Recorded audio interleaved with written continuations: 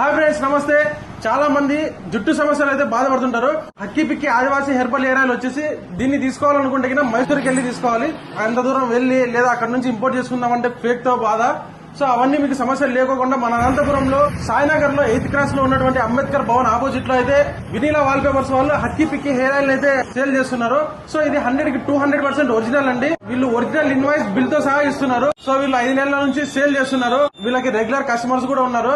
ఇంతవరకు జుట్టు సమస్యలతో మీరు బాధపడుతుంటే ఇంకా అవసరమే లేదండి. ఇప్పుడు మన అనంతపురం జిల్లాకి మన హక్కి పిక్కి ఒరిజినల్ హెయిర్ ఆయిల్ వచ్చేసిందండి.